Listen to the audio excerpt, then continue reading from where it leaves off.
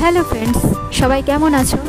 তো আমি চলে এলাম ভাইফোঁটার দিনের শেষ পর্ব নিয়ে। আমি তোমাদের আগের ভিডিওতে ভাইফোঁটার দিনের দুটো পর্ব তোমাদের সঙ্গে শেয়ার করেছিলাম রিল হিসাবে। তো এই পর্বটা আমি একটু ভিডিও হিসাবেই তোমাদের সঙ্গে শেয়ার করছি, কেননা এই পর্বটা একটু বড় পর্ব। কারণ দেখতেই পাচ্ছ, এটা হচ্ছে রান্নাবান্নার পর্ব আর খাওয়ার পর্ব। মানে সেদিন কি রান্না করেছিলাম আর কি খাওয়া হয়েছিল সেইটাই তোমাদের দেখাবার বিষয়। তো সেদিন খুব সিম্পলের ওপরেই আমি রান্নাবান্না করেছিলাম।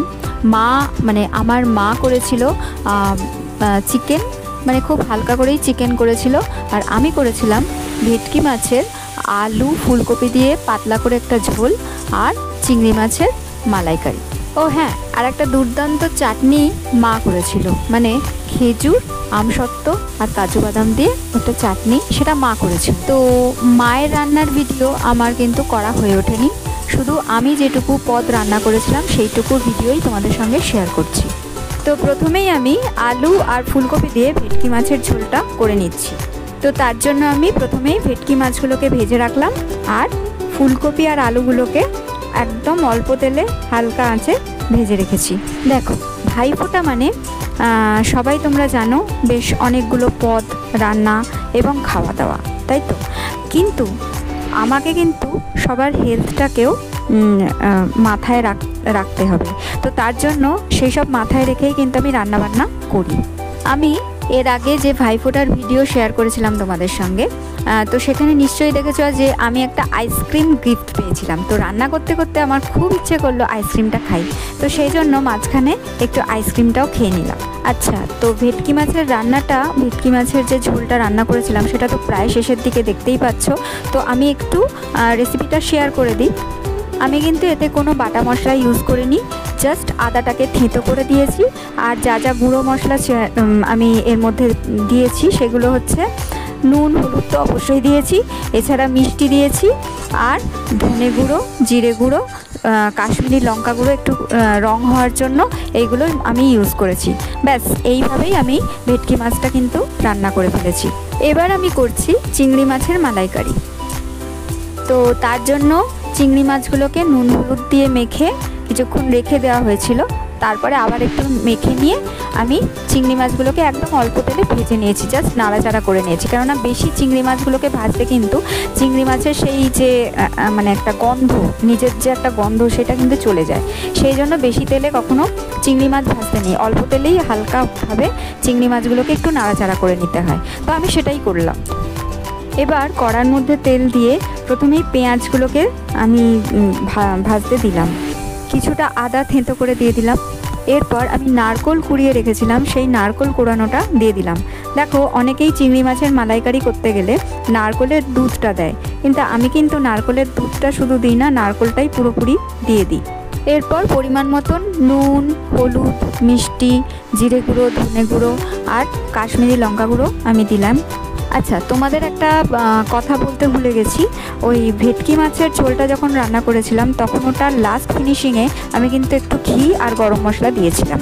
তো যাই হোক, আবার আমি এই চিংড়ি মাছের মালাইকারিতেই চলে আসি। যে যে গুঁড়ো মশলাগুলোর নাম উচ্চারণ করলাম সেইগুলো আমি চিংড়ি মাছের মালাইকারিতে দিয়ে ভালো করে ওটাকে ঢেকে অল্প আঁচে কষালাম। কষানোর পর আমি কিন্তু এতে ম্যাক্সিমাম দুধ দিয়েছি, মানে এখানে খুব একটা বেশি জল ইউজ করিনি। জল ইউজ করেছি কিন্তু খুবই অল্প, কিন্তু ম্যাক্সিমাম আমি এখানে দুধটা ইউজ করেছি। দুধ ইউজ করলে যে টেস্টটা হয়, মানে নারকোলের সঙ্গে দুধ ইউজ করলে যে টেস্টটা হয়, এটা কিন্তু আমার ভীষণ ফেভারিট, মানে আমার ভীষণ ভালো লাগে। এই কারণেই চিংড়ি মাছের মালাইকারি খেতে আমার খুব ভালো লাগে এবং সবার খুব ভালোও লাগে আমি যেভাবে রান্নাটা করি। তো যাই হোক, লাস্ট ফিনিশিংয়ে আমি কিছু চেরা কাঁচা লঙ্কা আর সর্ষের তেল উপর দিয়ে একটু ছড়িয়ে দিয়েছিলাম। তো দেখতেই পাচ্ছ আমাদের রান্নাবান্না মোটামুটি রেডি।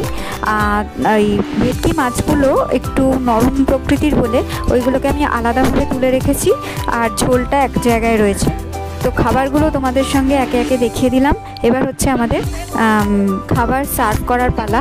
তোমরা দেখতেই পাচ্ছ আমার মা সব বাটিতে বাটিতে সবার জন্য খাবারগুলো সার্ভ করছে। তো বন্ধুরা, আমি একটু তোমাদের খবর নিতে চলে এলাম।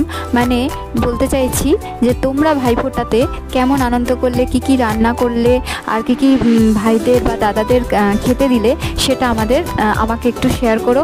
আমার খুব ভালো লাগবে সেটা কমেন্টে পড়তে। আমার কিন্তু তোমাদের কমেন্ট পড়তে খুব ভালো লাগে। আর তোমরা যা যা কমেন্ট করো আমি কিন্তু রিপ্লাই করি। যারা আমাকে কমেন্ট ইতিমধ্যে করেছো, আমি কিন্তু সবার কমেন্টে রিপ্লাই দিয়েছি। তো দেখো, চিংড়ি মাছের মালাইকারিটা দেখে কিন্তু আমার খুব লোভ লাগছে এখন এই এডিটিং করার সময়। মানে আমার কিন্তু খুব ভালো লেগেছিল চিংড়ি মাছের মালাইকারিটা। আর চিকেনটাও কিন্তু দারুণ হয়েছে। এবার দেখো, সবাই খেতে বসে পড়েছে। আমার ভাই শুধু তখন ছিল না, তো আমার ভাইকে পরে খেতে দিয়েছি। তো প্রথমেই বসে পড়েছে আমার ছেলে, আমার বর আর আমার ভগ্নিপতি। ওরা খাচ্ছে। আর আমাদের পুচকির এক দফা খাওয়া হয়ে গেছে। মানে পুরোটা তো একসঙ্গে খেতে পারে না, আবার কিছুটা পরে খাবে, সেটাও তোমাদের দেখাবো। এরপর দেখো, আমার ভাই চলে এসছে, ভাইকে খেতে দিয়ে দিয়েছি। আর সঙ্গে আমাদের পুচকিরও চলছে দ্বিতীয় দফার খাওয়া দাওয়া। এই যে দেখো, আমাদের পুচকি খাচ্ছে। ডিম্মার কাছ থেকে প্রথম ভাইফোঁটা পেয়ে আমাদের পুচকি তো একদম কান্নায় ভেঙে পড়েছিল যে আমার সঙ্গে এইসব কী হচ্ছে। তো যাই হোক, ভিডিওটা আজ আমি এখানেই শেষ করলাম। ভালো থেকো, সুস্থ থেকো। তো ততক্ষণের জন্য টাটা।